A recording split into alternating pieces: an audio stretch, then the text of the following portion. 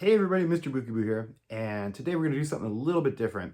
I'm actually going to take you behind the scenes into the Lego city. I get a lot of questions asking me, hey MrBookieboo, how did you do this? How did you do that?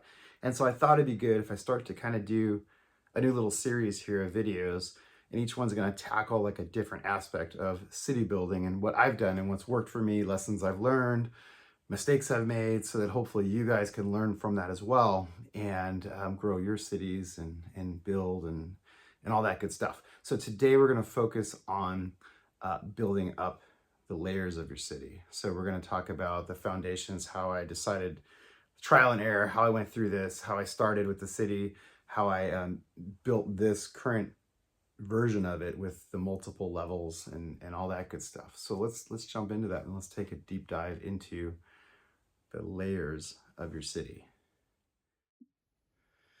So when I first started city building, I started like many of you.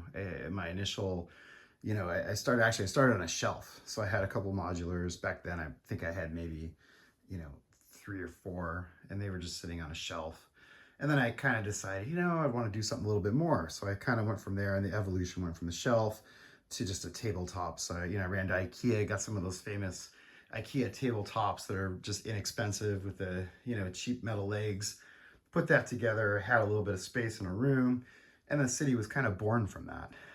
It quickly grew, and eventually I think at the peak, I think I had like 7 or 8 tables, but it was just everything was spread out, and it was just, flat, everything just modular after modular after modular.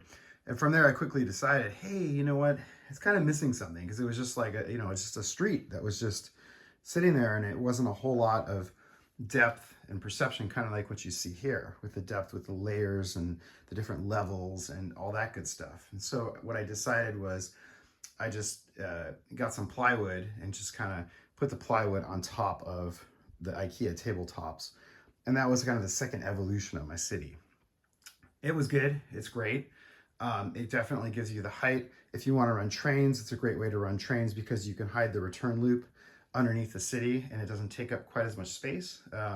You can also even hide the loops. Like all of my loops are hidden except for this little bit right here. You can see right in the front here. It makes it really nice because you can have running trains in minimal space. This is only 30 inches deep right here. So it's 3 base plates basically. It's just enough for a loop of track.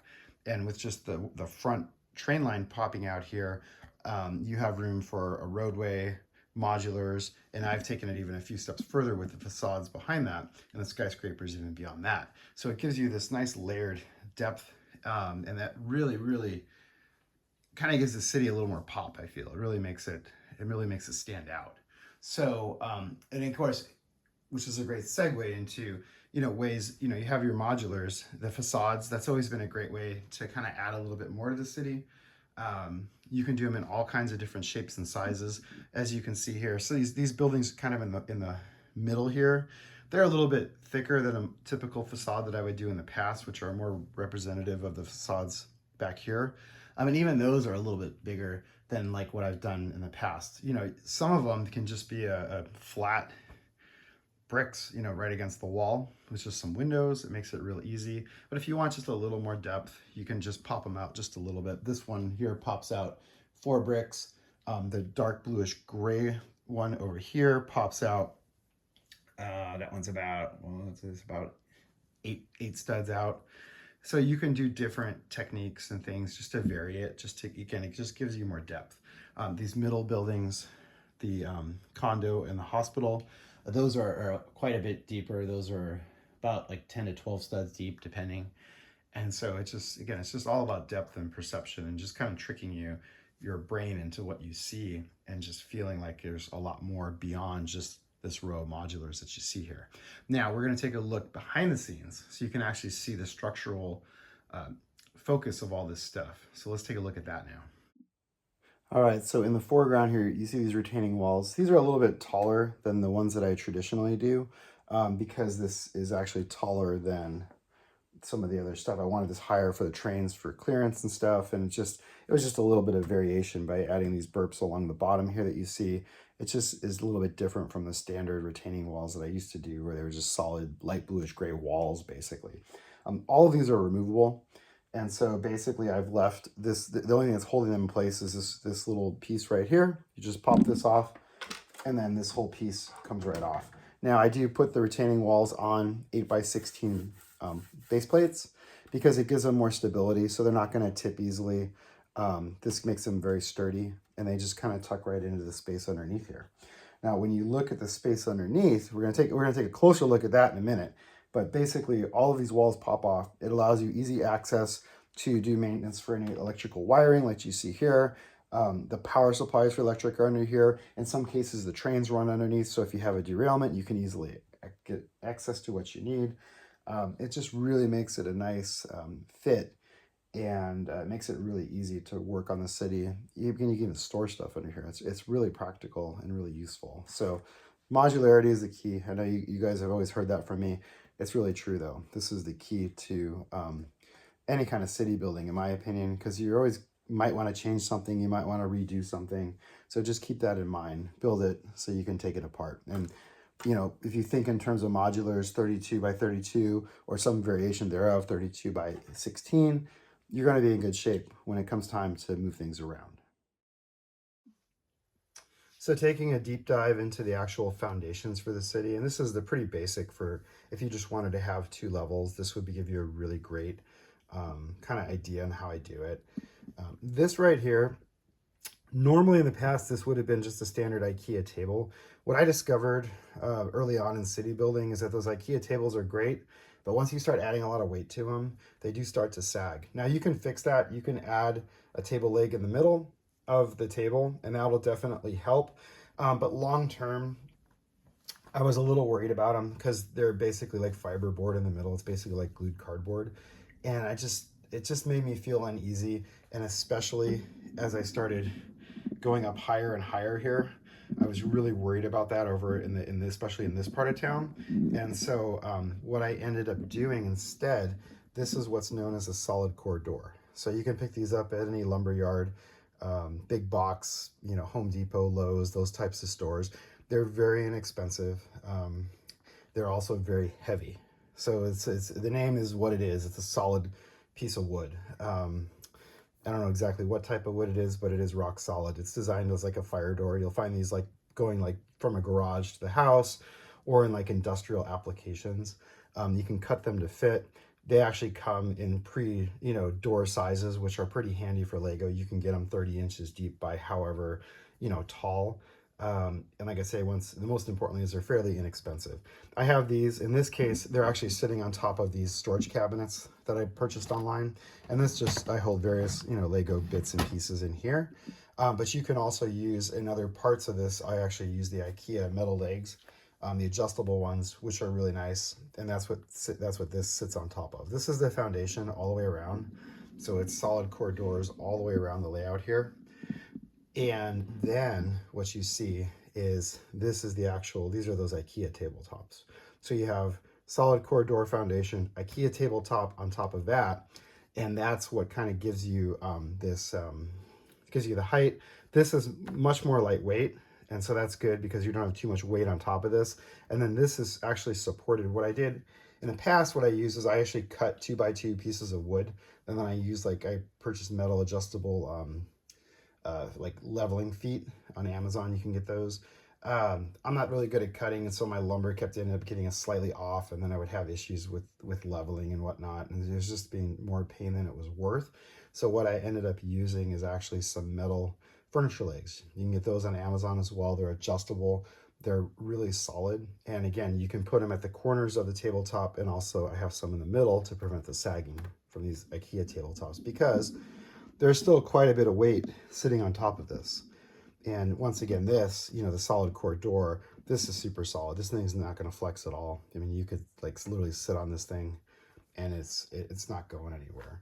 So that's like your basic foundational type work you can do. You can use lumber if you want, if you have plywood laying around. You can use really anything for this upper layer. You can also use plywood for the lower layer if you want to, and if you're handy, if you're like have some wood building techniques, you can do some wood carpentry work or stuff, you could put plywood. I would recommend reinforcing it though with like a wood frame underneath it. But basically that's kind of the gist of how the tables stack together. Again, you can see this is one of my power sources for some of the lights. This all just runs underneath here, and all the wires. It can be messy. You can just stack stuff up. It's super easy to deal with though, and it makes it really easy for maintenance to pull stuff out and work on things. And last but not least, this is the super elevated part. This is where we actually have 3 levels of the city. And this is a really nice view because you can see right here, these are the furniture legs that I'm talking about. They're just metal tubes. They attach to the bottom of the upper tabletop. And then you can see here and how they're stacked. So I have another one here. Once again, this is the foundational solid core door tabletop here. This is your IKEA tabletop, which is uncut. It just sits right on top of the solid core door. This one's actually deeper than the ones that are on the wings of the city, which you can't quite see in this view, but this is a lot deeper. And of course you can see storage. You can put all kinds of things back here. But this one's a bit deeper. So this is actually an uncut solid core door that sits right on top of it. And then this right here, this is an IKEA tabletop on top of the solid core door. Sorry, I'm getting confused. And this is actually an extra bit of solid core door that I had that I just threw on top here for this upper layer because it's only, it's very narrow. It's like less than 14 inches deep. So, and again, you can kind of see just all around here how it goes. So there's actually like 2 layers here. You can see the train track for the return loop on the upper layer of the trains going around here. And then the lower loop is actually under here as well. Super accessible, especially with this little aisleway that I've left here. So it makes it really easy to access everything. The main power controls are also right in this area here with the power distribution blocks all along here as well. So everything's really easy to work with. This gives you a really good foundation and everything is super solid. There's no flexing, no bowing. Everything has been really stable and a really good foundation to build the city on. And really, the sky's the limit with this. I mean, if you wanted to, you could go up 4 levels if you wanted to. You could add 5. You could just keep stacking these indefinitely. I would probably recommend using the solid core doors for the lower levels and then get lighter material as you go higher up. And again, if the spans are long like this one here, always consider reinforcing in the middle. You can also use shelves. So for the mountains here, you can see this is kind of like the super low angle, but the mountains just sit right on top of this shelving, which this is all storage underneath here that I have for various sets and creations and things like that. Again, just a nice little alleyway here, but gives me access to everything that I need to get access to as far as the city goes, electrical wise, train wise, working on dusting, anything like that. It's all super accessible. That's pretty much it. So I hope you found this video useful. If you have questions, let me know in the comments. I try to answer every question that I get. Just remember, map it out, figure out what you want to do. That'll actually be a video for the future, is planning your Lego city and how I go about doing that when it comes time for me to rebuild or redesign things. What's the process that I go into for that? I'm going to cover lighting as well, but anything else you guys can think of, leave it in the comments below and I will try to do a video on it or address it. If it's something quick and easy, I can just answer you in the comments. But hopefully you found this useful, and I appreciate you guys. Thank you so much. Make sure you're subscribed, and I'll be back soon with another video. Take care. Bye.